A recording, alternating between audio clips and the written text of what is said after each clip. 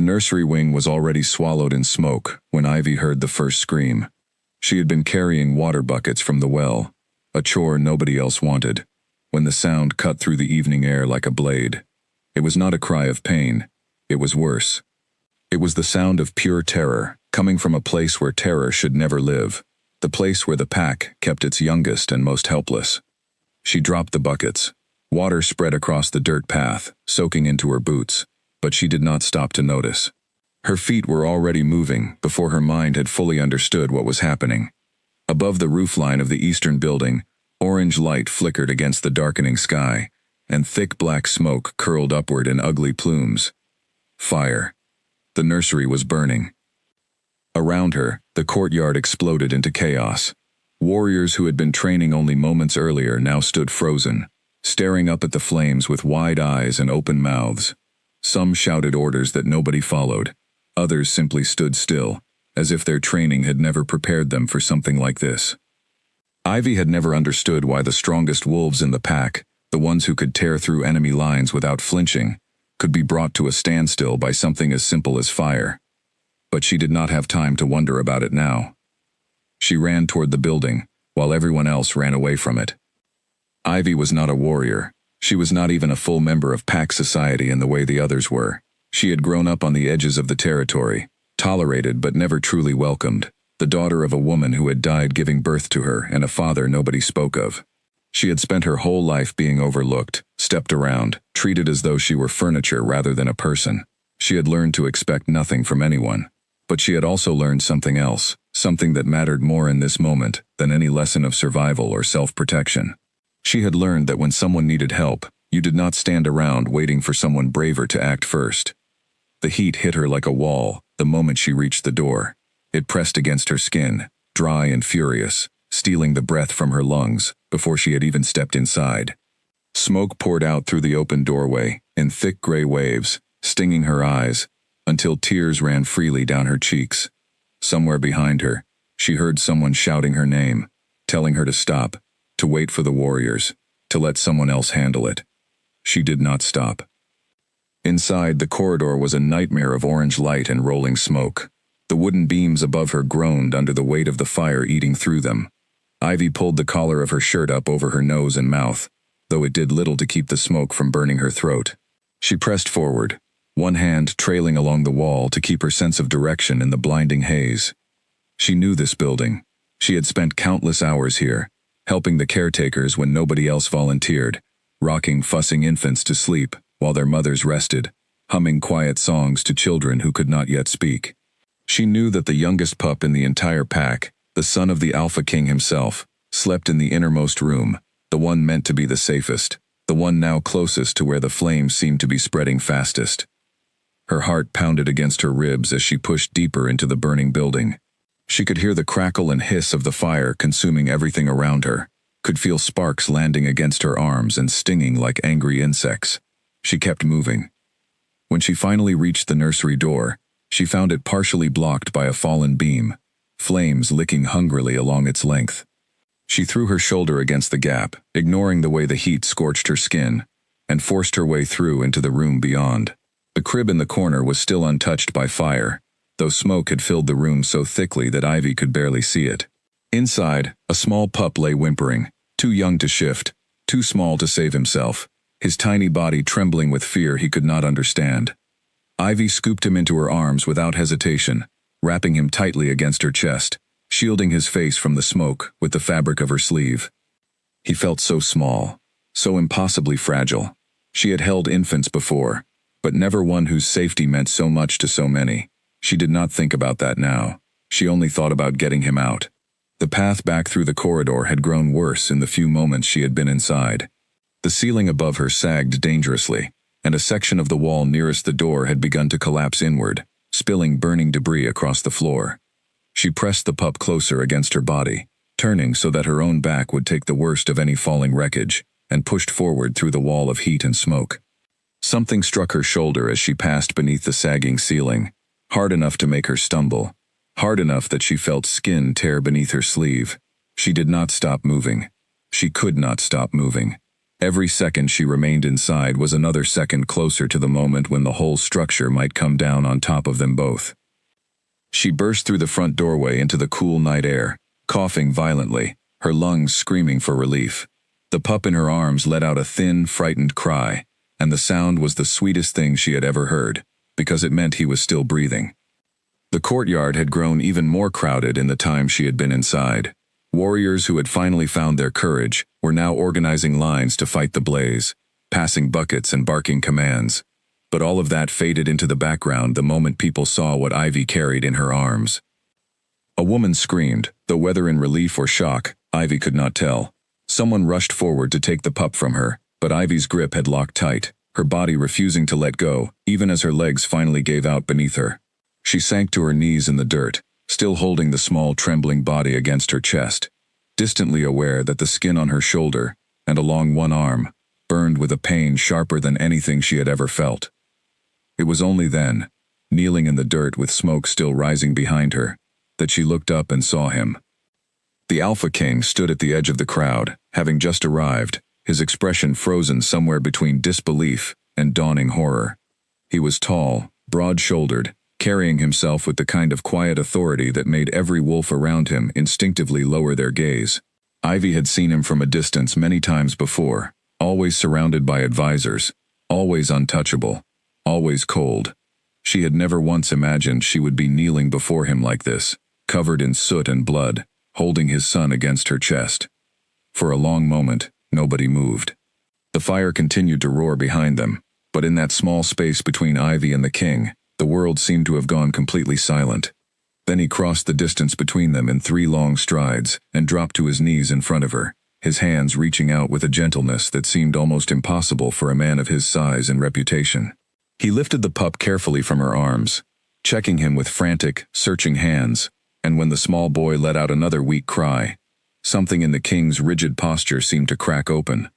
He looked up at Ivy then, and she saw something in his eyes she had never expected to see directed at her. Not the polite indifference she was used to from pack members who barely acknowledged her existence. Not pity, either. Something rawer than that. Something that looked almost like fear, though not fear for himself. "You went inside," he said, his voice rough, as though the words themselves were difficult to form. "You went in after him." Ivy tried to answer, but her throat had closed around the smoke she had inhaled, and all that came out was a weak, broken cough. The world around her had begun to tilt strangely, the edges of her vision darkening, despite the bright flames still lighting the courtyard. She was aware of the pain in her shoulder growing sharper, spreading down her arm, and of a strange heaviness settling over her limbs. "She is hurt," someone said, though the voice sounded distant, muffled, as though she were hearing it from underwater. "Her arm. Her shoulder. Look at the burns." The king's hands were suddenly on her, steadying her as her body swayed dangerously to one side.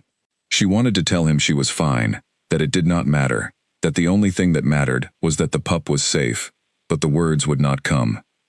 Darkness pressed in from every direction, swallowing the firelight, swallowing the sound of the crowd, swallowing even the strange intensity in the king's eyes as he stared down at her.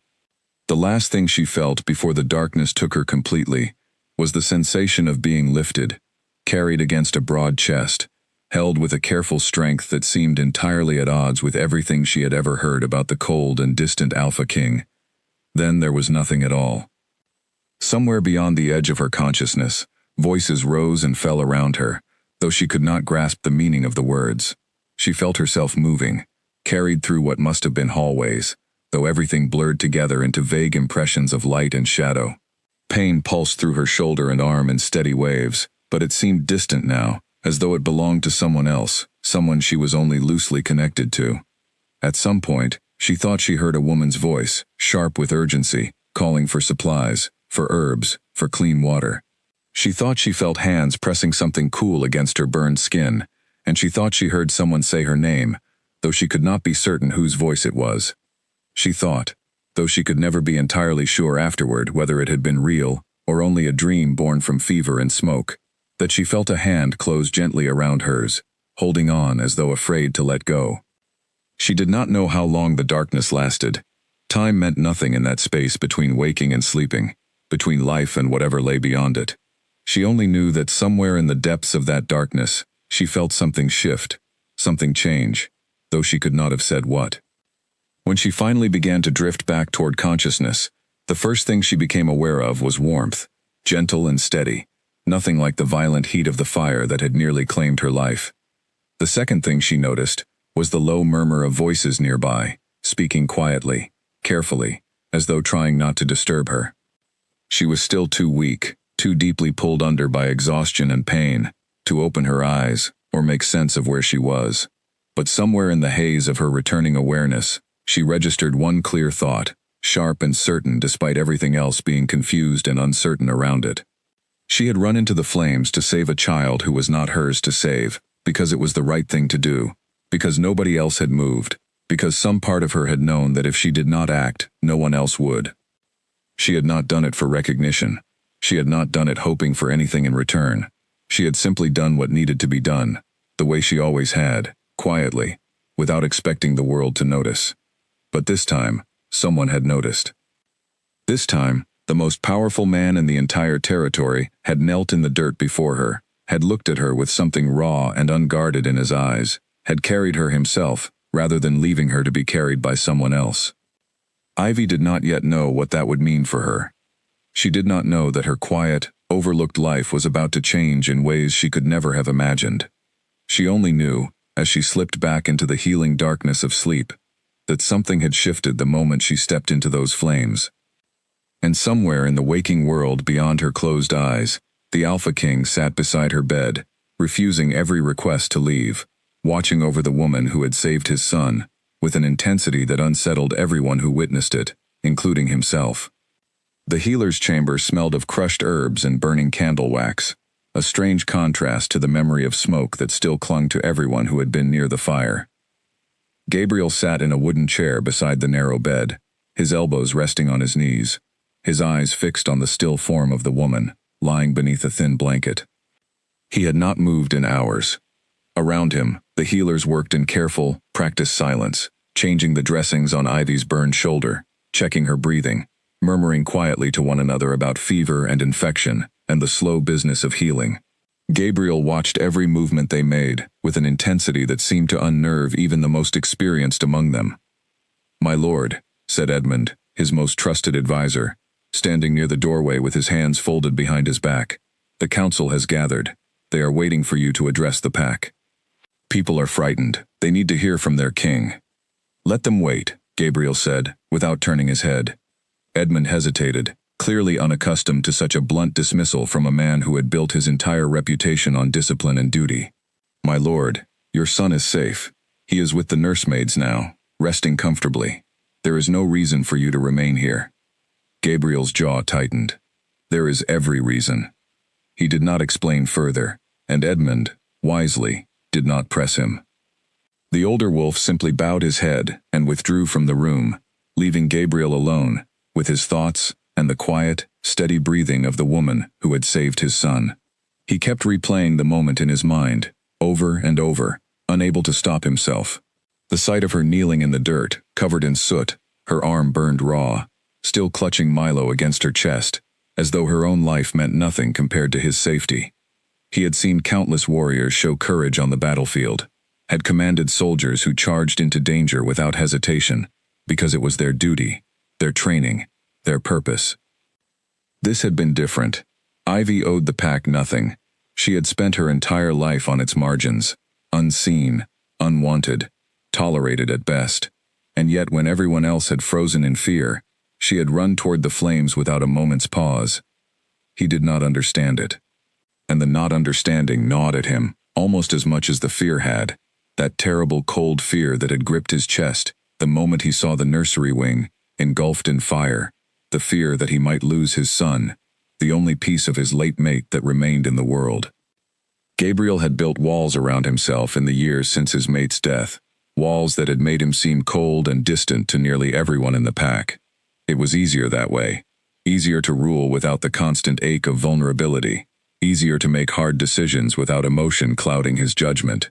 He had told himself, over and over, that this was simply what leadership required.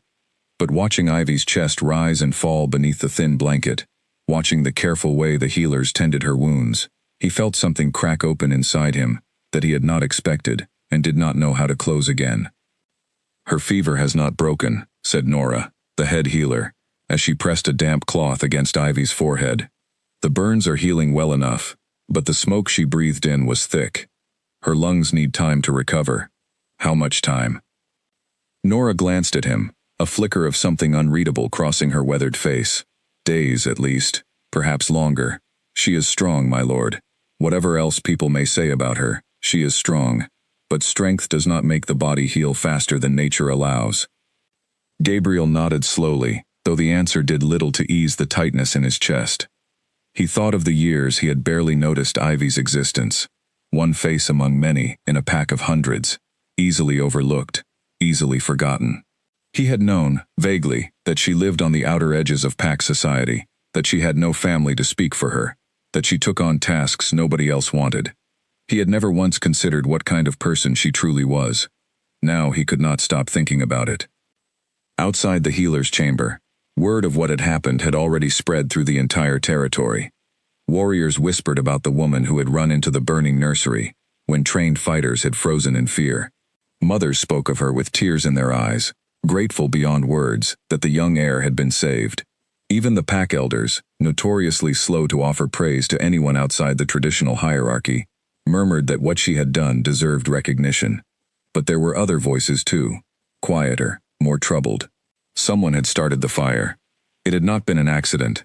The investigation into the blaze had already uncovered signs of deliberate ignition near the nursery's rear entrance, a detail that Gabriel had not yet shared with anyone outside his closest advisors. Someone within the pack, or perhaps someone who had slipped past its borders, had tried to kill his son. The thought settled over him like a physical weight, heavier even than the fear he had felt watching the flames consume the nursery wing. If the fire had been deliberate, then whoever was responsible might try again. And if they tried again, Ivy, the woman who had already proven she would run into danger without hesitation, might once more find herself standing between his son and death. He could not allow that. He would not allow that. "Post guards outside this room," he said quietly, not looking away from the bed. "Day and night. No one enters without my permission." Nora raised an eyebrow, but did not question the order. "Of course, my lord." Hours passed in near silence, broken only by the occasional soft murmur of the healers as they checked on their patient, and the distant sounds of the pack, slowly returning to some semblance of normal life outside the walls. Gabriel remained where he was, refusing food, refusing rest, refusing every attempt by his advisors to draw him back to his duties. It was well past midnight when Ivy finally stirred. Her eyelids fluttered weakly, and a soft, pained sound escaped her lips as she began to shift beneath the blanket. Gabriel was on his feet instantly, leaning over the bed, watching her face with an intensity that startled even Nora, who moved quickly to check her patient's condition. "Easy," Nora murmured, gently pressing a hand against Ivy's uninjured shoulder to keep her still. "You are safe. You are healing. Try not to move too quickly." Ivy's eyes opened slowly, unfocused at first, blinking against the dim candlelight. Her gaze drifted around the unfamiliar room before settling, almost by accident, on the man standing over her bed. For a long moment, she simply stared at him, clearly struggling to understand why the alpha king of the entire territory was standing beside her bed in the middle of the night, his expression unreadable, his eyes fixed on her with an intensity she did not know how to interpret. "The pup," she whispered, her voice raw and cracked from the smoke.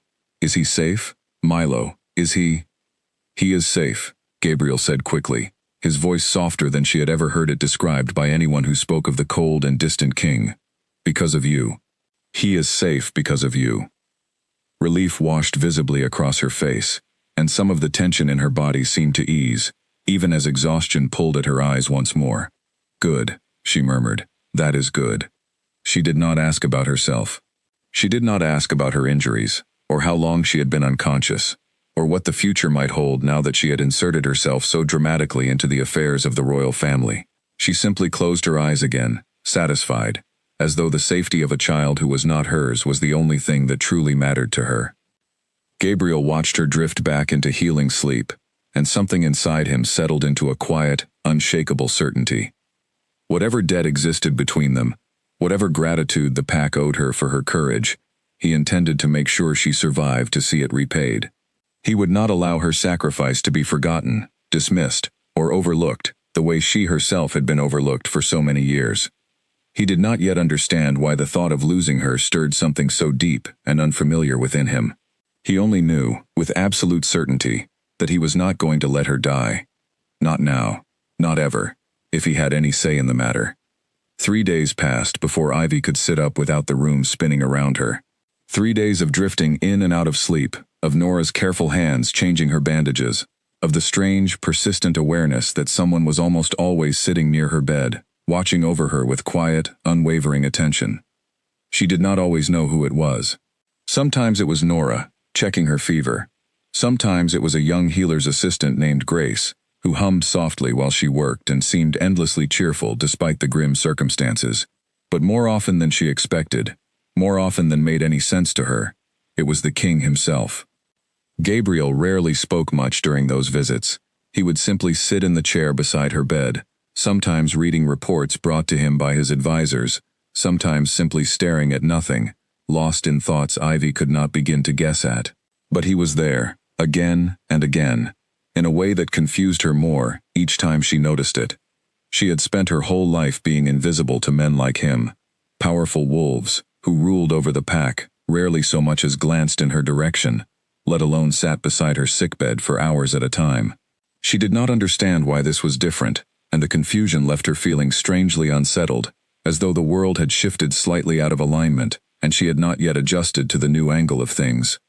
On the 4th day, strong enough to stay awake for longer stretches, she found herself alone with him for the first time since waking.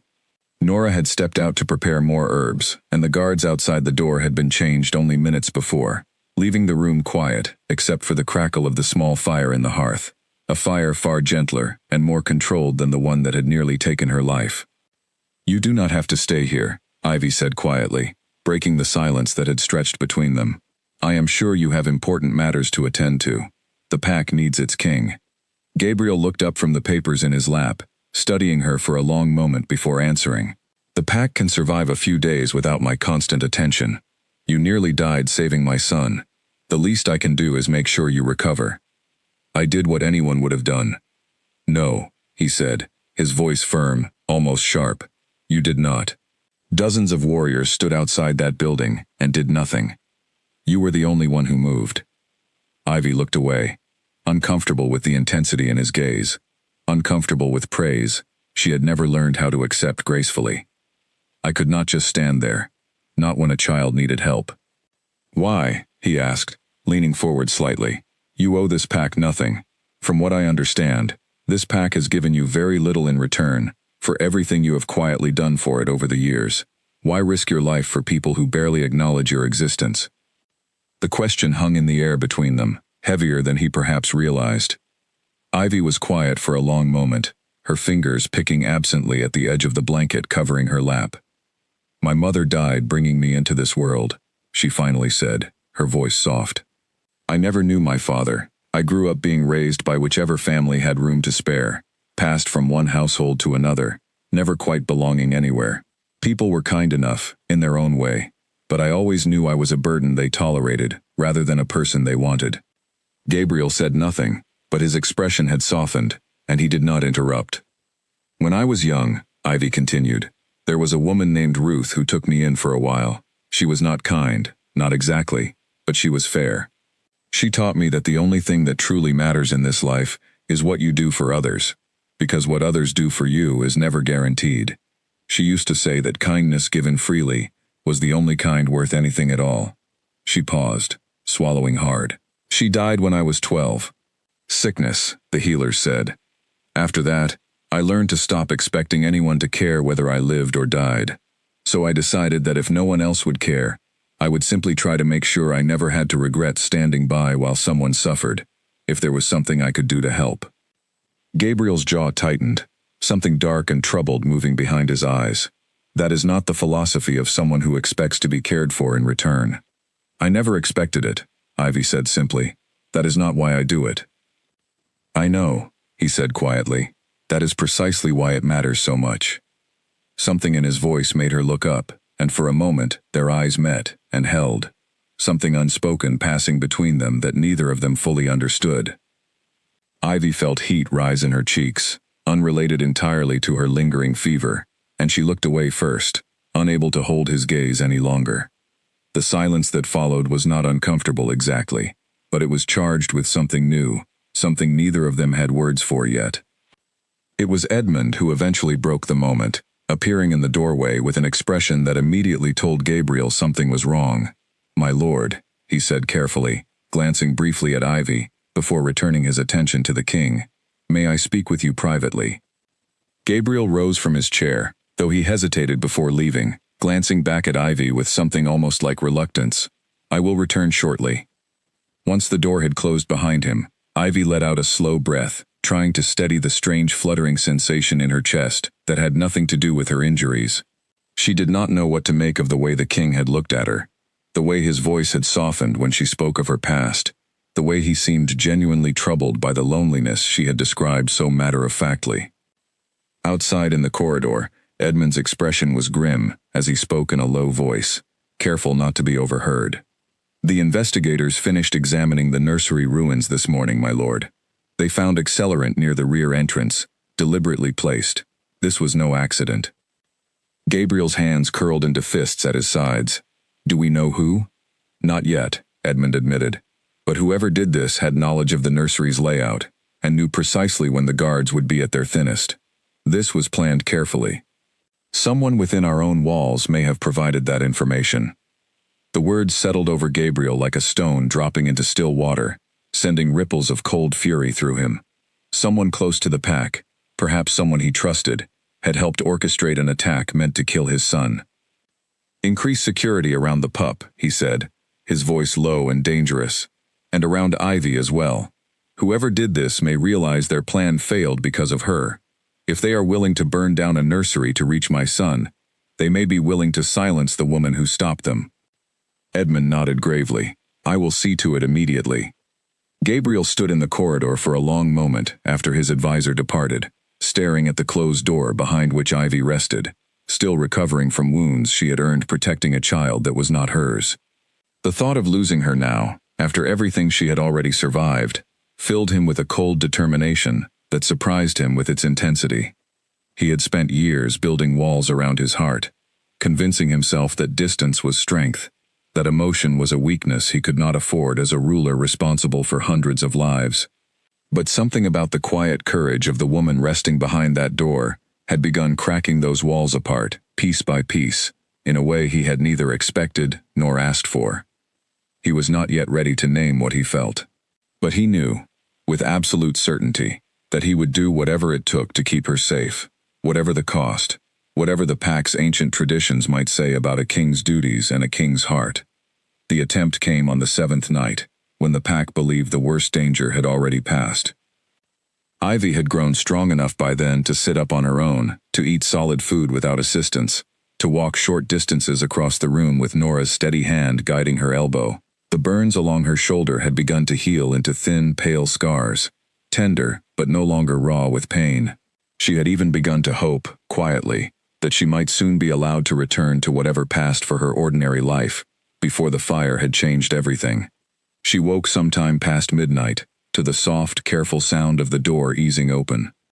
At first, half asleep, she assumed it was simply another healer come to check on her condition, as had happened countless times over the past week.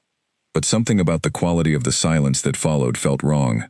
No greeting, no soft murmur announcing their presence, just careful, deliberate footsteps crossing the room toward her bed.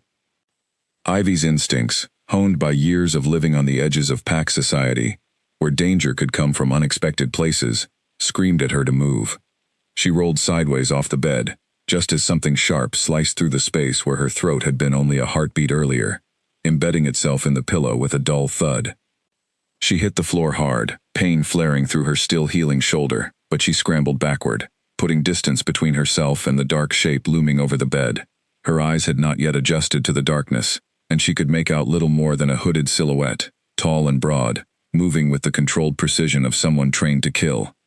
"Guards!" she screamed, her voice raw and desperate, echoing off the stone walls.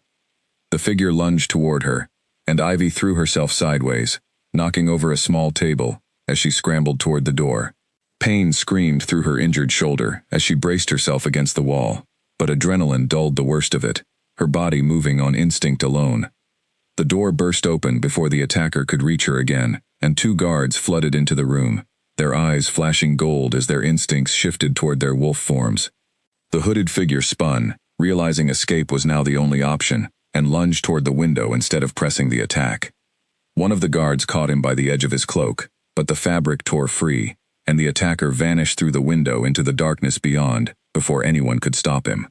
The second guard rushed to the window, shouting orders to the patrol below, but by the time anyone reached the courtyard, the attacker had already disappeared into the night, leaving no trace behind except the torn scrap of fabric still clutched in the first guard's hand. Ivy sat against the wall, her whole body trembling, staring at the knife still embedded in her pillow. If she had not woken when she did, if her instincts had been even a fraction slower, that blade would have found her throat instead. Word reached Gabriel within minutes. He arrived at her chamber with his shirt only half fastened, his hair disheveled from sleep, his expression carved from pure fury and barely restrained fear. He crossed the room in 3 strides and dropped to his knees beside her, his hands hovering over her as though afraid to touch her, and somehow cause more harm. "Are you hurt?" he demanded, his voice rough with an emotion he did not bother to hide. "Ivy, look at me. Are you hurt?" "I am fine," she managed, though her voice shook. He missed. "I woke up in time." Gabriel's jaw clenched so tightly that a muscle jumped beneath his skin. He turned to the guards standing near the shattered window, his voice dropping into something dangerously calm, the kind of calm that promised violence held carefully in check. "I want every inch of this territory searched before dawn. I want to know who dared to send an assassin into my own halls." "Yes, my lord," the senior guard said, bowing quickly before rushing off to organize the search. Gabriel turned back to Ivy, and the fury in his expression softened into something far more raw and unguarded. He reached out slowly, giving her time to pull away if she wished, and gently brushed a strand of hair back from her face. His fingers lingered against her cheek for a moment longer than necessary. "This is the second time in a week that someone has tried to take you from this world," he said quietly. "I will not allow a third attempt. You cannot watch over me every hour of every day," Ivy said, though something in his gaze made the protest feel weaker than she intended. "You are the Alpha King. You have an entire pack depending on you." "And you saved the most important member of that pack," he replied. "The child who will one day inherit everything I have built. Do you truly believe I would allow anything to happen to the woman who saved him, when I have the power to prevent it?" Ivy did not know how to answer that. She had spent so many years being overlooked, being an afterthought in the lives of everyone around her, that the fierce protectiveness in his voice felt almost impossible to fully comprehend. Nora arrived moments later, quickly checking Ivy for any injuries sustained during the struggle, murmuring reassurances, even as her hands moved with brisk efficiency. "No new wounds," she confirmed after a thorough examination. "Just shaken, understandably." Gabriel remained kneeling beside Ivy long after Nora had finished her examination, long after the guards had returned to report that the attacker had vanished without a trace, seemingly familiar enough with the palace grounds to avoid every patrol along his escape route. That detail alone confirmed what Edmund had already suspected. Whoever wanted Ivy dead knew the palace intimately, knew its guard rotations, knew exactly when and where to strike. It was someone from within. "You cannot stay in this room any longer," Gabriel said finally, his voice quiet but resolute. "It is no longer safe. I want you moved to the royal wing, where the guard presence is strongest, where no one can approach without passing through multiple checkpoints." Ivy's eyes widened. "The royal wing? That is where you and Milo—" "Yes," Gabriel said simply, as though the answer required no further explanation. "It is the safest place in the entire territory, and after tonight, I am not willing to take any further risks with your life." Ivy wanted to argue, wanted to point out how inappropriate it would seem for someone of her low status to be housed in the royal wing alongside the king and his heir, wanted to remind him of all the reasons why pack tradition would frown upon such an arrangement. But the words died in her throat when she looked into his eyes and saw the unshakable determination there, the same determination that had kept him at her bedside for days without rest. "All right," she said softly. if that is what you believe is necessary." Something in his expression eased slightly, though the tension in his shoulders remained.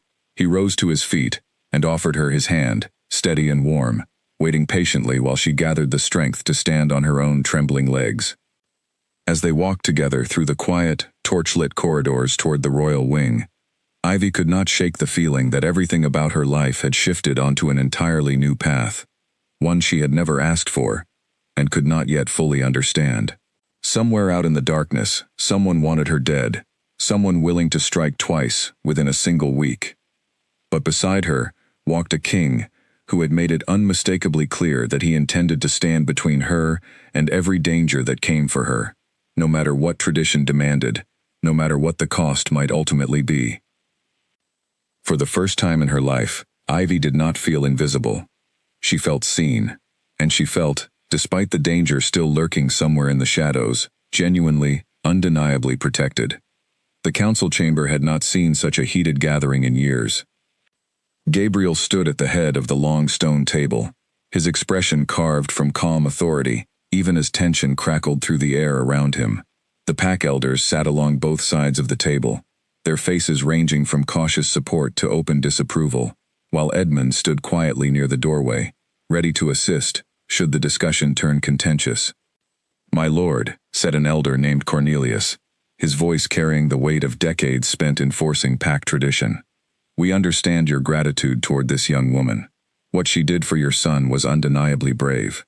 But moving her into the royal wing, assigning personal guards to her protection, treating her as though she holds a status equal to nobility, these are not decisions to be made lightly." "She saved the life of my heir," Gabriel replied evenly. "Twice, if we count her willingness to run into the flames without a moment's hesitation, and once more when she survived an assassination attempt, clearly meant to silence her for what she witnessed. I would say that earns considerably more than a passing word of thanks." "No one disputes her courage," said another elder, a woman named Beatrice, her tone more measured than Cornelius's. "But there are proper channels for rewarding such loyalty. A place among the honored citizens, perhaps, or land granted for her service. What you propose goes far beyond tradition." "What do I propose exactly?" Gabriel asked, his voice quiet but edged with warning. "I have not yet declared anything beyond her right to safety and proper care, while she heals from wounds earned in service to this pack." Cornelius exchanged a glance with several other elders before speaking again, choosing his words with obvious care. "Forgive me, my lord, but the way you have conducted yourself these past days has not gone unnoticed. Sitting at her bedside for hours, refusing to leave her care to the healers alone. Moving her into quarters, typically reserved for family of the crown. These are not simply the actions of a grateful king." The room fell silent, every eye turning toward Gabriel, waiting to see how he would respond to the unspoken accusation hanging in the air. Gabriel's expression did not change, though something shifted behind his eyes, something that made even the most confident elders shift uncomfortably in their seats. "And if they are not simply the actions of a grateful king," he said slowly, "what business is that of this council?" A murmur rippled through the gathered elders, some clearly scandalized, others merely surprised by the directness of his answer. Beatrice leaned forward slightly, her expression thoughtful rather than disapproving. "My lord," she said carefully, "your mate passed nearly 6 years ago. No one here would begrudge you finding companionship again, in time. But this woman is an outsider to pack hierarchy, with no family connections, no established standing. Should your intentions be what some of us suspect, there would be significant resistance among certain factions of the pack." "Then let there be resistance," Gabriel said, his voice hardening. "I have led this pack through war, through famine, through years of hardship that would have broken lesser leaders. I have earned the right to make decisions about my own life, without seeking permission from a council, more concerned with tradition than with what is right." Cornelius opened his mouth to argue further, but Gabriel raised a hand, silencing him before he could speak. "Understand this clearly," Gabriel continued, his gaze sweeping across every face at the table. "Ivy risked her life to save my son, when trained warriors froze in fear. She was then attacked in her own sickbed for the crime of surviving that fire.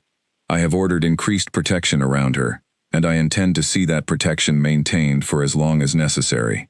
If anyone in this room has an objection to keeping a genuine hero of this pack alive and safe, I invite you to voice it plainly, right now." Silence stretched across the chamber. No one spoke. "Good," Gabriel said, his tone returning to something more measured. "Then this discussion is concluded. Focus your efforts instead on identifying whoever set that fire and whoever sent an assassin into my halls. That is the true threat facing this pack, not the presence of a woman who has done nothing but demonstrate the kind of courage this council should be celebrating rather than questioning." He turned and left the chamber without waiting for further objections, his long strides carrying him swiftly through the corridors toward the royal wing, where Ivy remained under careful guard. He found her sitting near the window of her new quarters, watching the pack's daily activity unfold in the courtyard below, a soft blanket draped across her shoulders despite the mild afternoon warmth. She looked up as he entered, offering a small, tentative smile that eased some of the tension still coiled tight in his chest. "You look troubled," she observed, studying his expression carefully. "Was the council meeting difficult?" "The council has opinions," Gabriel said, settling into the chair across from her, "as councils always do." "Opinions about me, you mean?" He did not bother denying it. "Some of them believe I have overstepped tradition by ensuring your safety so thoroughly. They believe your status does not warrant the level of protection I have ordered."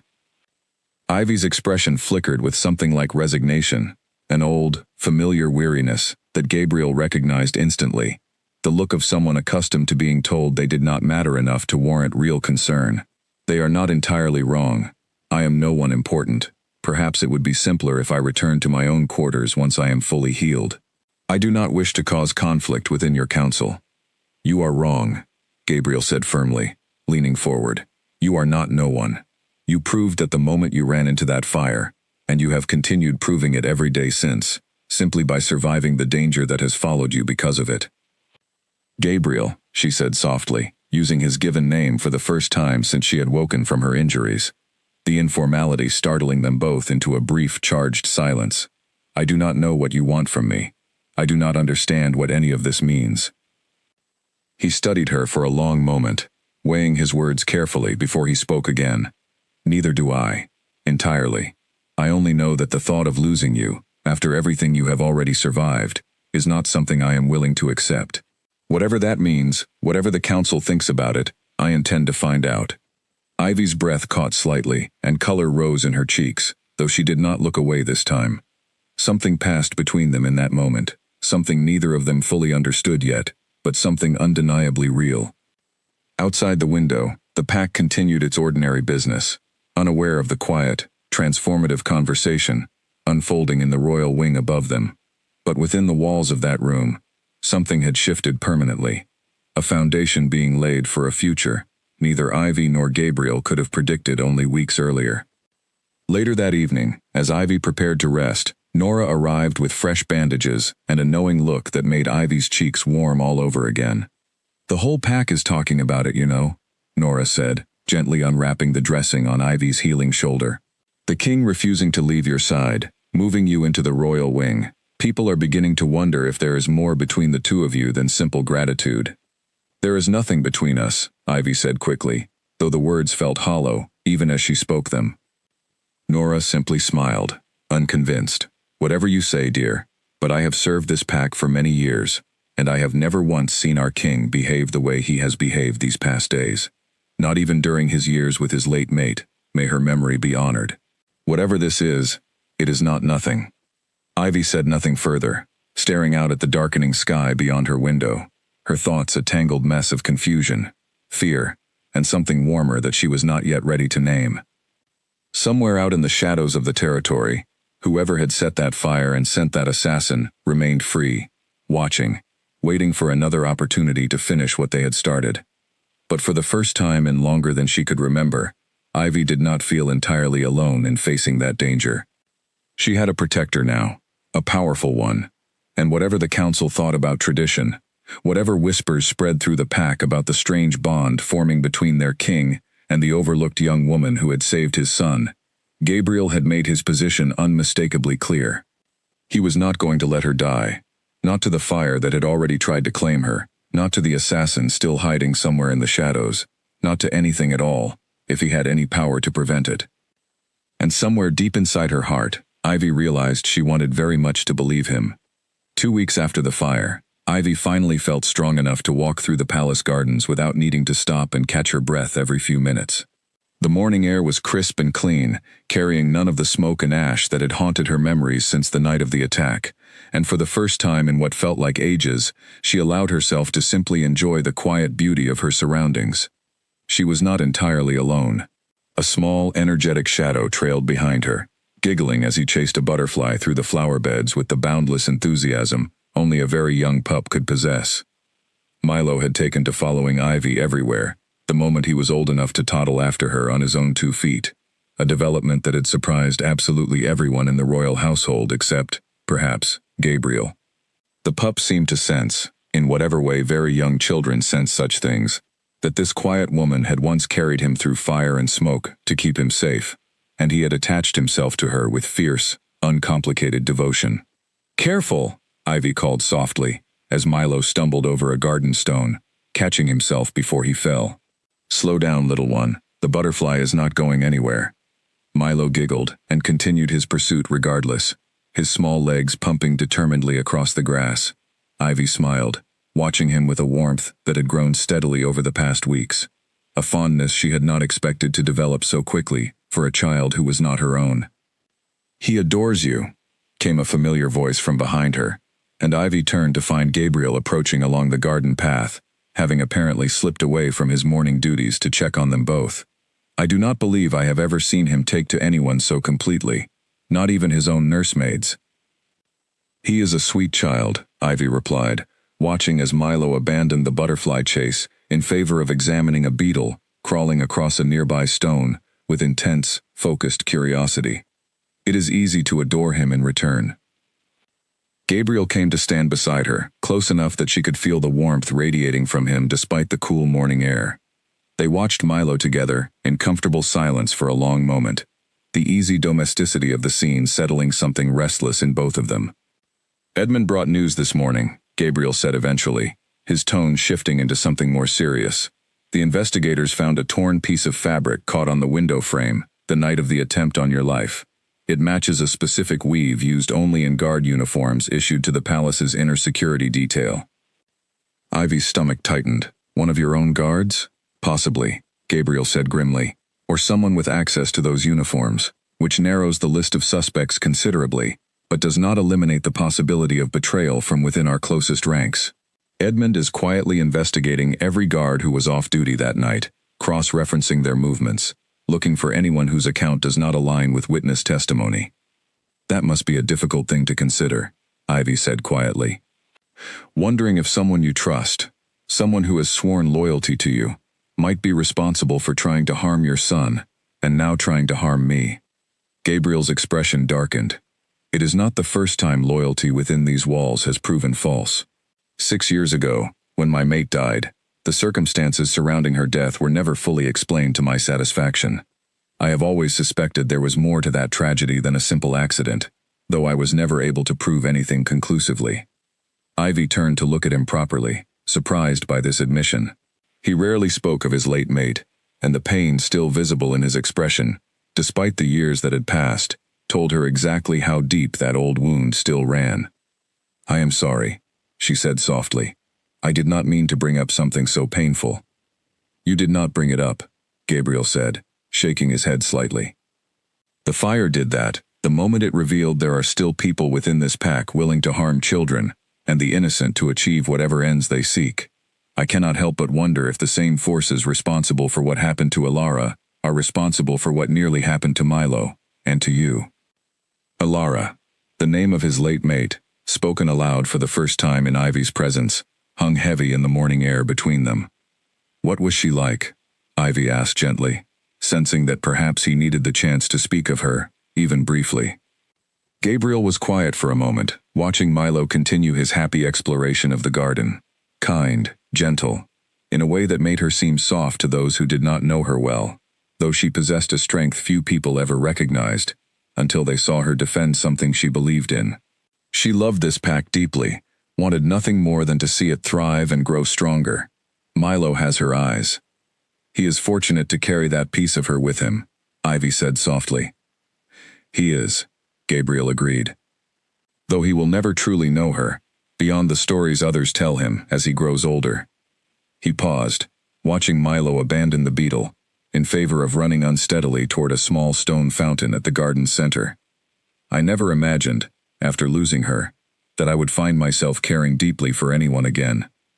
I convinced myself that part of my life had simply closed, that my remaining purpose was solely to raise my son and lead this pack as effectively as I could. Ivy's heart beat faster, sensing the direction of the conversation even before he continued.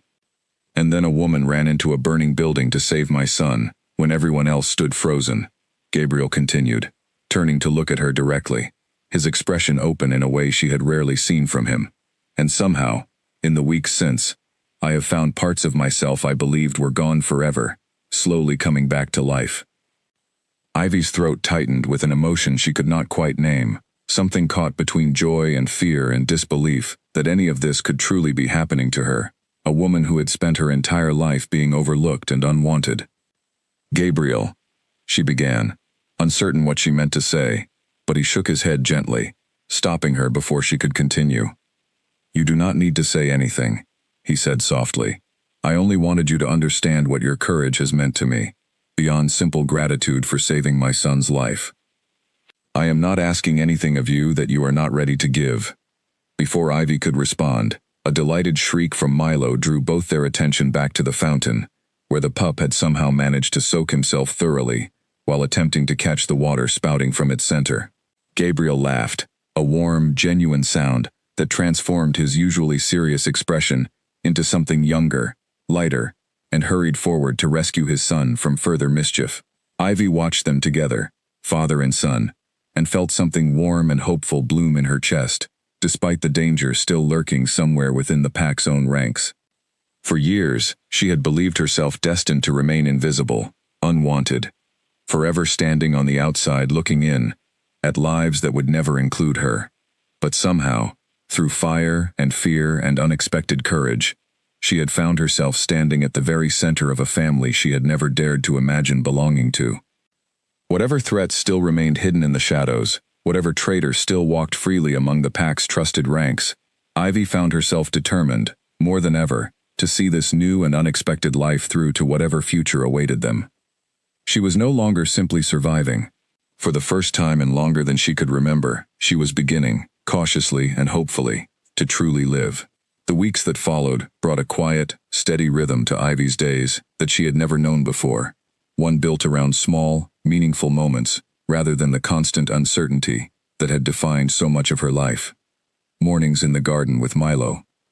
Afternoons spent helping Nora in the healing chambers, eager to make herself useful despite Gabriel's gentle insistence that she needed not work for her place within the royal household. And evenings, more often than not, spent in quiet conversation with Gabriel himself, long after the pack's daily business had settled, and the palace grew peaceful under the darkening sky. Tonight, they sat together in the small private dining room adjoining the royal wing, a space Gabriel rarely used for anything beyond quiet family meals, the kind of setting far removed from the grand formal halls where he typically conducted the pack's official business. A modest meal sat between them, mostly untouched, as conversation flowed easily, in a way that had become increasingly natural over the past several weeks. Edmund tells me the council has finally stopped grumbling about your presence in the royal wing, Gabriel said, a faint smile touching his lips as he studied her across the table. Apparently your work in the healing chambers has earned you considerable respect among the pack members who visit for treatment. Ivy smiled, though a hint of self-consciousness colored her expression. I only do what I can to help. It gives me something useful to occupy my time, rather than sitting idle while everyone else works. You could never be accused of idleness, Gabriel said warmly. Even Nora, who I have never once heard offer unearned praise to anyone, speaks highly of your dedication. She is a good teacher, Ivy said, patient, even when I make mistakes. They lapsed into comfortable silence for a moment, the kind of quiet that had grown increasingly familiar between them, no longer weighted with the awkwardness of two strangers navigating unexpected circumstances, but something softer, easier, built on weeks of shared meals and quiet conversations, and the slow, careful building of genuine trust. May I ask you something? Ivy said finally, setting down her cup. Of course. Your advisors, some of the elders, they still watch me carefully whenever I pass through the palace halls, as though they are waiting for me to prove myself unworthy of the trust you have placed in me. Does that trouble you? Gabriel considered the question seriously before answering. It troubles me that they judge you based on circumstances of your birth, rather than the character you have demonstrated through your actions. But their opinions do not change how I feel about you, nor will they change the decisions I make regarding your safety and your place within this pack. Even if it causes conflict within your council. Even then, Gabriel said firmly, I have led this pack long enough to know that popularity and correctness are not always the same thing. Sometimes leadership means making decisions that others do not immediately understand or approve of, trusting that time will eventually prove the wisdom of the choice. Ivy studied him for a long moment, something warm and tender blooming in her chest at the quiet conviction in his voice. You are a good king, Gabriel. Whatever the elders may whisper, I believe this pack is fortunate to have you leading them.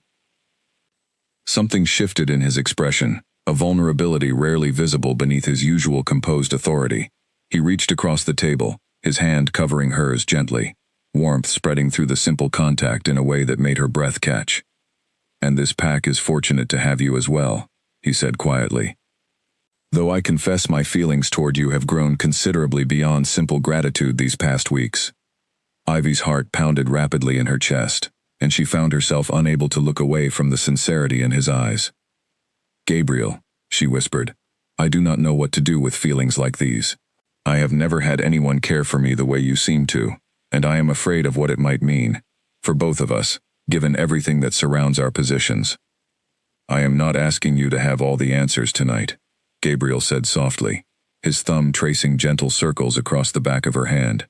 I am simply asking you to allow this, whatever it becomes, to continue growing between us, at whatever pace feels right to you. Before Ivy could respond, a sharp knock at the door interrupted the moment, and Edmund entered, looking uncharacteristically flustered, a rolled parchment clutched tightly in his hand. My lord, forgive the interruption, he said, glancing briefly between the two of them, with an expression that suggested he had interrupted something significant. But I believe we have identified a name, connected to the fabric found the night of the assassination attempt. Gabriel straightened immediately, all warmth vanishing from his expression, replaced instantly by sharp, focused attention. Who? Edmund hesitated, clearly uncomfortable with what he was about to reveal. Victor, my lord, head of the Eastern Border Patrol. Gabriel's expression darkened considerably. Victor has served this pack faithfully for over a decade. Are you certain of this? The fabric matches precisely with uniforms issued to his division, Edmund confirmed, and when questioned about his whereabouts the night of the attack, his account did not align with the guard logs. He claimed to be patrolling the eastern border, but the logs show no record of him passing through the checkpoint that evening. That is not sufficient proof of guilt, Gabriel said carefully, though his tone suggested he was already deeply troubled by the possibility. There could be innocent explanations.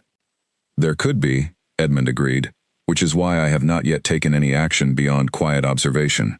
But given the seriousness of the accusations, I believed you should know immediately. Gabriel nodded slowly, his jaw tight with barely restrained anger. Watch him carefully. I want to know everywhere he goes, everyone he speaks with. If he is indeed responsible for what happened, I want undeniable proof before we act. Proof strong enough to satisfy even the most skeptical members of the council. Understood, my lord. Edmund bowed and departed as quickly as he had arrived, leaving the room heavy with tension that had not existed only moments before. Ivy watched Gabriel carefully, noting the way his shoulders had tightened, the way his expression had hardened into something far more guarded than the openness he had shown her only minutes earlier. Do you know this man well, Victor? I have known him for years, Gabriel admitted, running a hand through his hair in frustration. He served under my father before serving under me. I would never have suspected him of something like this. People are not always what they seem, Ivy said quietly, thinking of her own life, of the countless times she had been dismissed and underestimated by people who never bothered to look beyond the surface. Sometimes the ones we trust most carry secrets we never imagined. Gabriel looked at her, something complicated passing behind his eyes. You speak from experience. I speak from watching how easily people judge based on assumptions rather than truth, Ivy said. Perhaps Victor is guilty. Perhaps he is not. But whatever the truth turns out to be, I trust that you will find it, and that you will act with the fairness this pack has always known from you." Gabriel's expression softened slightly at her words, some of the tension easing from his shoulders. "Thank you," he said quietly, "for your faith in me, even now."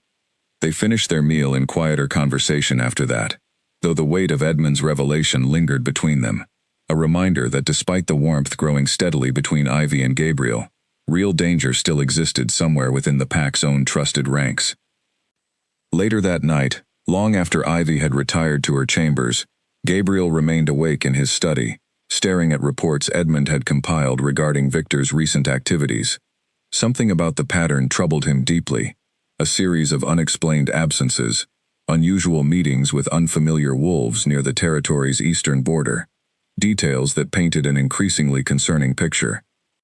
If Victor truly was responsible for the fire and the subsequent attack, Gabriel needed to understand why. Loyalty did not simply vanish overnight, not from a man who had served faithfully for over a decade.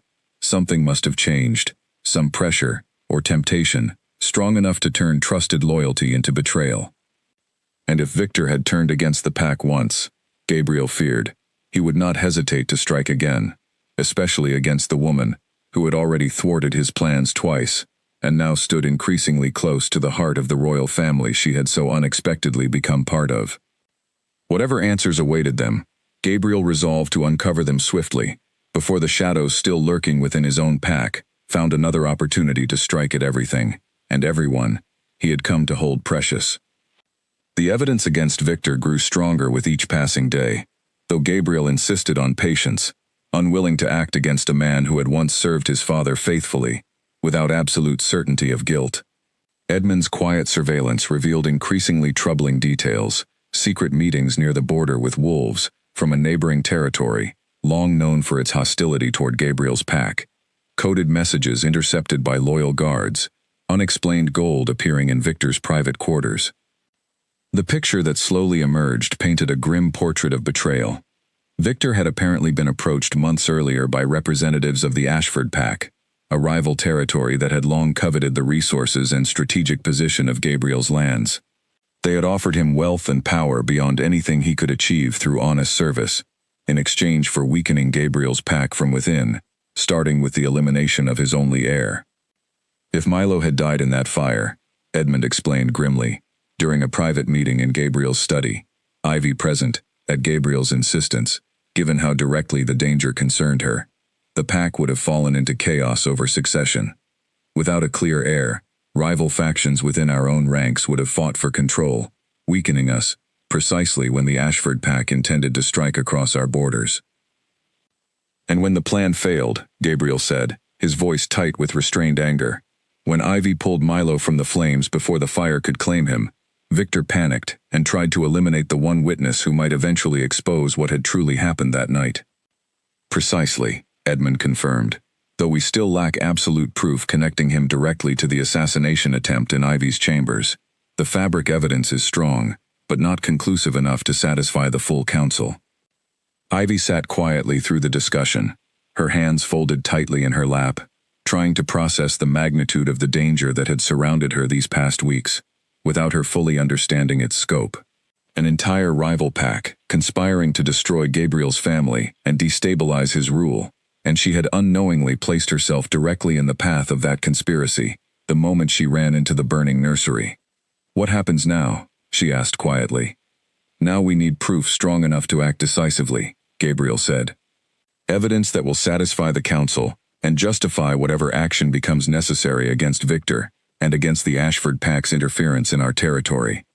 That proof arrived sooner than any of them expected, though not in the manner they had hoped. 3 days later, while Ivy walked alone through a quieter section of the palace gardens, having grown accustomed enough to her safety within the royal wing to occasionally venture out without her usual guard escort, a familiar voice called out to her from behind a row of tall hedges.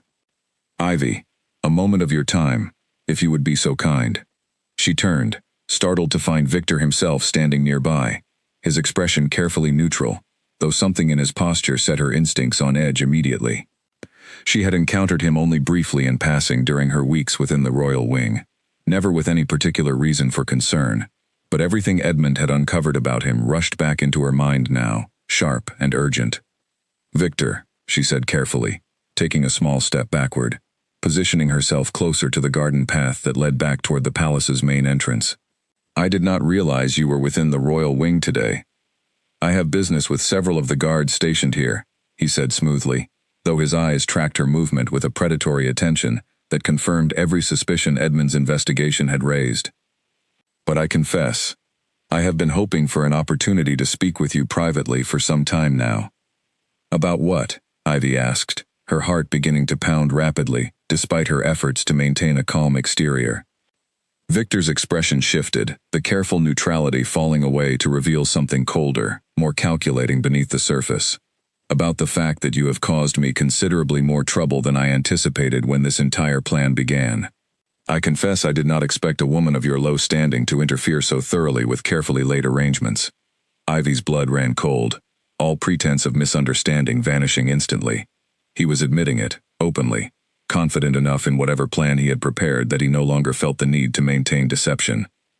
"You set the fire," she said quietly, though it was not truly a question. "I did what was necessary for the future of this pack," Victor replied, his voice carrying a strange, unsettling conviction, as though he genuinely believed his own justification. "Gabriel has led us well enough, but his continued rule only postpones an inevitable conflict with the Ashford pack, a conflict we cannot hope to win given our current resources. An alliance, secured through different means, could have spared this pack immense suffering." "By murdering an innocent child," Ivy said, disgust cutting sharply through her fear. "By making difficult choices that lesser leaders lack the strength to make," Victor countered coldly. "Choices you have twice now interfered with, and I am afraid I cannot allow a third interference." He moved quickly, faster than Ivy anticipated, closing the distance between them before she could turn to run. She twisted away just in time to avoid his outstretched hand, stumbling backward through the hedges, her mind racing for any advantage she might use against a trained warrior far stronger than herself. "Guards!" she screamed, the same desperate cry that had saved her once before, praying it would reach ears close enough to help her now. Victor lunged again, and this time his hand closed around her injured shoulder, sending white-hot pain lancing through her still-healing wound. She cried out, twisting against his grip, kicking desperately at his legs, in a wild attempt to break free. "You should have stayed unconscious in that fire," Victor snarled, dragging her deeper into the concealment of the tall garden hedges, away from the main path, where help might otherwise find them. This would have been so much simpler. Ivy fought with everything she had, years of quiet, overlooked survival, lending her a desperate strength she had never known she possessed. She raked her nails across his face, drawing blood, and used the moment of surprised pain to twist free of his grip, stumbling toward the open garden path beyond the hedges. She did not make it far before Victor caught her again, slamming her against the trunk of a nearby tree hard enough to knock the breath from her lungs. His hands closed around her throat, and panic flooded through her as she clawed desperately at his grip, black spots beginning to dance across the edges of her vision. And then, suddenly, impossibly, the pressure vanished, as Victor was ripped away from her with tremendous force, thrown across the garden path, to land hard against the stone border of a nearby fountain. Gabriel stood between them, his eyes blazing gold with barely restrained fury, his entire body coiled with a violence Ivy had never before witnessed, from the composed, controlled king she had come to know these past weeks. "You dare," Gabriel said, his voice low and dangerous, each word carrying the weight of absolute fury. "You dare lay hands on her, in my own gardens, after everything else you have already done." Victor scrambled to his feet, blood dripping from a cut above his eye where he had struck the fountain's edge, but his expression remained defiant, despite the obvious danger, radiating from the man standing before him. "You cannot save this pack forever, Gabriel. The Ashford alliance grows stronger every day you refuse to acknowledge the threat they pose." "That is no longer your concern," Gabriel said coldly, as guards flooded into the garden behind him, alerted by Ivy's earlier screams. "Take him into custody. He will answer for everything he has done, before the full council, before this entire pack." Victor struggled briefly against the guards who seized him, but resistance proved futile against their combined strength. As they dragged him away toward the palace's holding cells, He called back over his shoulder, his voice carrying a final, chilling warning. This is not finished, Gabriel. The Ashford pack will not simply accept my failure. They will come for what they were promised, one way or another. Gabriel ignored the threat entirely, turning immediately to Ivy, who remained slumped against the tree trunk, gasping for breath, angry red marks already forming around her throat where Victor's hands had gripped her. Ivy, Gabriel said, his voice suddenly gentle despite the fury still visible in his eyes, kneeling beside her carefully. Are you hurt? Tell me you are not seriously hurt. I am all right, she managed, though her voice came out rough and shaken. He is the one who set the fire, Gabriel. He admitted it. He is working with the Ashford pack. I know, Gabriel said grimly, gently helping her to her feet, his arms wrapping protectively around her trembling body. I heard enough before I reached you to understand exactly what he has done. He held her close, and Ivy allowed herself to lean into his strength, her heart still pounding wildly from the encounter, relief and lingering fear tangled together within her chest. Whatever danger still awaited them from the Ashford pack's promised retaliation, at least the traitor within their own ranks had finally been exposed and captured. But as Victor's final warning echoed in Gabriel's mind, he knew with grim certainty that this conflict was far from truly over. The Ashford pack would not simply accept the loss of their carefully arranged plan without consequence. Whatever came next, Gabriel resolved fiercely, holding Ivy tightly against him. He would face it with everything he possessed, and he would not allow harm to touch her again, no matter what threats still loomed on the horizon. Victor's trial before the full council lasted only a single day, the evidence against him overwhelming and largely uncontested once Edmund presented the complete findings of his investigation, including Victor's own admission overheard by multiple guards during the garden confrontation. The council stripped him of rank and title, sentencing him to permanent exile from the territory, a fate many considered merciful compared to the punishment traditionally reserved for those who conspired against the royal bloodline itself. But the trial revealed something else as well, something that shifted the atmosphere within the council chamber entirely, once the formal proceedings concluded, and Gabriel rose to address the gathered elders on a separate matter entirely. Before this council disperses, Gabriel said, his voice carrying clearly across the chamber, I wish to address another matter, one I have delayed longer than perhaps I should have, out of respect for tradition and the sensitivities of this council. The elders exchanged uncertain glances, sensing the shift in Gabriel's demeanor, the careful formality replacing the loose comfort he had shown in recent private conversations with Ivy. Over these past weeks, Gabriel continued, I have come to understand something I did not expect to find again in my lifetime, not after losing Alara. I have found, in the courage and character of a woman many within this pack once overlooked entirely, a partnership I believe could strengthen not only my own life, but the future of this entire pack. Cornelius shifted uncomfortably in his seat, though he remained silent, apparently unwilling to interrupt the king mid-address. I intend to formally name Ivy as my chosen mate, Gabriel said, his words dropping into the chamber like stones into still water, sending ripples of shock and murmured reaction rippling across the assembled elders. Not simply as gratitude for saving my son's life, though that alone would justify considerable honor, but because I have come to love her, deeply and genuinely, and because I believe she possesses precisely the strength and compassion this pack needs standing beside its throne. For a long moment, stunned silence gripped the chamber. Then Beatrice, ever the more measured voice among the council's more traditional members, spoke carefully into the quiet. My lord, this is a significant departure from established succession customs. Ivy holds no noble bloodline, no established family connections within pack hierarchy. There will be those among our people who question the legitimacy of such a pairing. Let them question it, Gabriel replied evenly. I have led this pack for many years, through hardship and prosperity alike, and I have earned, I believe, the right to choose my own path forward, particularly when that path has already proven itself through actions, rather than mere birthright. Ivy ran into flames to save my son, when trained warriors froze in fear. She endured an assassination attempt without breaking. She confronted a traitor twice her size with nothing but her own courage to protect her. What noble bloodline could offer proof of character more compelling than that? Cornelius finally found his voice, though it carried less certainty than his earlier objections. My lord, We do not dispute her courage or her character. Our concern rests solely with tradition, with ensuring the stability of succession that our pack has relied upon for generations.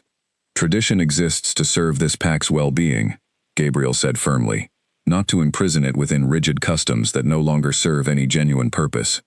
I have made my decision. I would prefer this council's support, but I will proceed regardless of whether that support is granted. A tense silence settled over the chamber once more, before Beatrice, surprising everyone including herself, rose slowly to her feet. For what it is worth, my lord, I believe your judgment in this matter, however unconventional, deserves respect rather than resistance. This young woman has proven herself through actions few among our most celebrated warriors could match. I, for one, offer my support. Slowly, gradually, other elders followed her lead, some more reluctantly than others, until even Cornelius offered a stiff, formal nod of acceptance, though clearly still harboring private reservations about the unprecedented nature of the arrangement. Gabriel found Ivy waiting in the garden afterward, the same garden where Victor had nearly ended her life only days earlier, though today the space felt entirely different, filled with warm afternoon sunlight, rather than the shadowed danger of that earlier encounter. It is done, he told her, crossing the distance between them and taking her hands gently in his own. The council has accepted, however reluctantly some of them, my intention to name you my mate. Ivy's eyes filled with tears, overwhelming emotion breaking through the careful composure she had maintained throughout the tense days of Victor's trial. Gabriel, are you certain this will bring you difficulty, opposition from those who believe I am not worthy of such a position? I have never been more certain of anything in my life, Gabriel said firmly, cupping her face gently in his hands. You saved my son. You survived betrayal and violence that would have broken lesser hearts. And somewhere along the way, without either of us fully realizing it was happening, you became someone I cannot imagine my life without. Before Ivy could respond, urgent footsteps approached rapidly along the garden path, and Edmund appeared, his expression grim with fresh concern. My lord, forgive the interruption, he said quickly, but scouts along our eastern border report movement, a significant force approaching from Ashford territory, moving swiftly toward our borders. Gabriel's expression hardened instantly, all warmth replaced by sharp, focused authority. How many? Enough to concern us seriously, Edmund replied grimly. It appears Victor's warning was not empty. The Ashford pack intends to press their advantage now that their plan has been exposed and their inside conspirator removed. Gabriel turned back to Ivy, conflict visible in his expression, torn between the urgent need to address this new threat and his reluctance to leave her side so soon after everything she had already endured. Go, Ivy said firmly, understanding his hesitation immediately. Your pack needs you. I will be safe here, within the palace walls, surrounded by guards you trust. I will return as swiftly as I can, Gabriel promised, pressing a gentle kiss against her forehead, before turning to follow Edmund toward the war council, already gathering to address the approaching threat. Ivy watched him go, her heart pounding with fear for his safety, even as pride swelled within her chest at the strength and determination she saw in him, the same qualities that had first drawn her attention when she was still just a woman, overlooked at the edges of pack society. Whatever the Ashford pack intended, whatever battle now loomed on the horizon, Ivy found herself believing, with quiet but unshakable conviction, that Gabriel would find a way to protect his pack, just as he had promised to protect her. The threat was not yet over. But neither, she realized with a warmth that steadied her racing heart, was the future they had begun building together, fragile and new, but undeniably strong, forged through fire and danger, and the kind of courage that refused to bend, no matter what challenges still lay ahead. The battle at the eastern border lasted through a single long night, though to Ivy, waiting anxiously within the palace walls, it felt as though days had passed before word finally arrived of the outcome. Gabriel had rallied his warriors swiftly, drawing on decades of careful leadership and the deep loyalty he had earned throughout his years as Alpha King. The Ashford pack, confident in the element of surprise their approach was meant to provide, found instead a defense prepared and waiting, alerted well in advance by the scouts who had spotted their movement across the border. Ivy spent the long hours of that night in the healing chambers alongside Nora, preparing supplies and bandages for the wounded, who would inevitably return from the fighting, grateful for the distraction of useful work, even as worry gnawed constantly at the edges of her thoughts. Milo slept fitfully nearby, sensing perhaps in whatever way very young children sense such things, that something significant and frightening was unfolding beyond the safety of the palace walls. Dawn broke gray and quiet over the territory, and with it came the first reports from the battlefield, carried swiftly by exhausted messengers whose expressions Ivy studied desperately for any hint of the outcome before they had even spoken a single word. "Victory," the first messenger gasped, nearly collapsing from exhaustion as he delivered his report. "The Ashford forces have retreated, my Lord King unharmed. Our losses far lighter than we feared." Relief flooded through Ivy so powerfully that her knees nearly buckled beneath her, and Nora caught her arm gently, offering steady support until the initial wave of emotion passed. "He is safe," Ivy whispered, more to herself than to anyone else, tears of relief blurring her vision. "He is truly safe." Gabriel returned to the palace by midday, weary and bearing minor wounds from the fighting, but alive and largely unharmed, exactly as the messenger had promised. Ivy met him in the courtyard the moment word spread of his arrival, running across the stone pathway without any care for the dignity such behavior might have once seemed to require of someone in her new position. He caught her easily as she reached him, wrapping his arms tightly around her despite the ache of battle still lingering in his muscles, burying his face against her hair with a relieved exhale that spoke volumes about the fear he too had carried throughout the long night. "You came back," Ivy murmured against his chest, unable to keep the emotion from her voice. "I promised I would," Gabriel replied softly, pulling back just enough to study her face, as though needing to confirm with his own eyes that she remained safe and unharmed. "The Ashford pack has retreated, thoroughly discouraged from any further attempts against our territory, at least for the foreseeable future. Their leadership underestimated our preparation, thanks to the warning Victor's own arrogant confession provided us." "And Victor?" Ivy asked. "What has become of him?" "Already escorted beyond our borders, stripped of everything he once held," Gabriel said grimly. "Whatever fate awaits him now lies beyond our concern, though I doubt the Ashford pack will welcome a conspirator whose failure cost them so dearly." Ivy nodded slowly, feeling a complicated mixture of relief and lingering unease settle within her, the knowledge that real danger had finally passed, tempered by the understanding that peace, however welcome, rarely arrived without lasting consequences and scars. In the weeks that followed, the pack slowly returned to its ordinary rhythms, the fear and uncertainty of recent events gradually fading beneath the steady reassurance of Gabriel's continued strong leadership. The council, having witnessed firsthand the wisdom of Gabriel's judgment regarding both the threat from Victor and the subsequent defense against the Ashford pack's aggression, found their earlier reservations about Ivy's unconventional rise within pack hierarchy considerably softened. Even Cornelius, notoriously resistant to change throughout his many years serving on the council, approached Ivy directly one afternoon in the palace gardens, offering what amounted to as close to an apology as his proud nature could manage. "I confess I doubted the wisdom of our king's choice," he admitted stiffly, watching as Milo played nearby under Ivy's careful supervision. "But I have come to understand that character, proven through action rather than birthright, carries a weight I perhaps underestimated. This pack is fortunate to have you standing beside our king." "Thank you, Cornelius," Ivy replied warmly, genuinely touched by the admission from a man who had never bothered to hide his initial skepticism. "That means more to me than you perhaps realize." The formal ceremony joining Gabriel and Ivy as mates took place beneath the wide-open sky of early autumn. The entire pack gathered to witness a union that had once seemed impossibly unlikely given the vast difference in their starting positions within pack society. Ivy stood before the assembled crowd not as the overlooked, invisible young woman she had once been, but as a figure the entire pack had come to genuinely respect and admire, her courage and character having earned her a place she had never dared to imagine possible.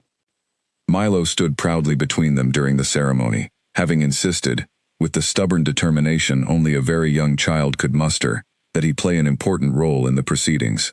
He clutched Ivy's hand tightly throughout, occasionally glancing up at her with an expression of pure, uncomplicated adoration that brought tears to more than a few eyes among the watching crowd.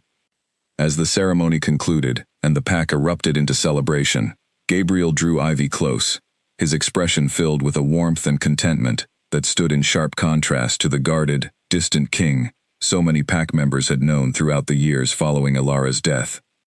"Do you remember," he murmured softly, just for her, "the first time I truly saw you, kneeling in the dirt outside that burning nursery, refusing to let go of my son even as your own strength failed you?" "I remember," Ivy said softly, resting her head against his shoulder. "I never imagined that moment would lead here, to any of this." "Neither did I," Gabriel admitted.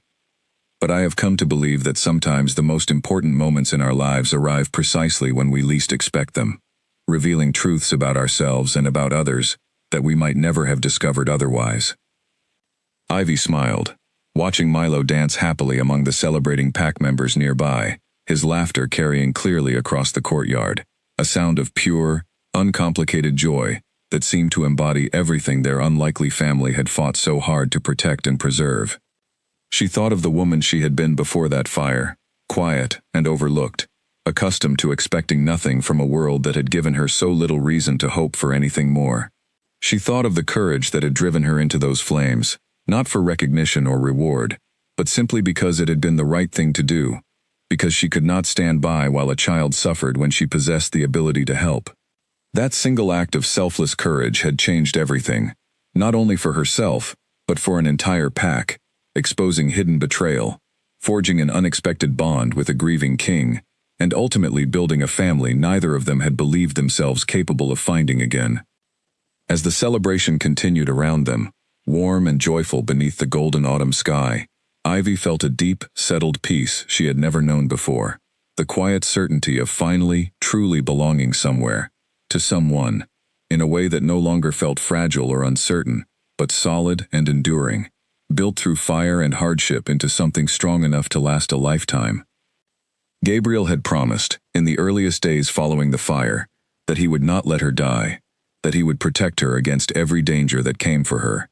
He had kept that promise, through fire, through betrayal, through battle, and now, standing together before their entire pack as a united family, he made her a new promise instead, one spoken quietly against her hair, as the celebration swirled joyfully around them. He promised to love her, faithfully and completely, for every day of the life she had so nearly lost, and Ivy, resting safely and happily within his arms, found herself believing, with quiet and unshakable certainty, that this promise, unlike so many broken promises life had once taught her to expect, was one Gabriel would keep for the rest of their days together.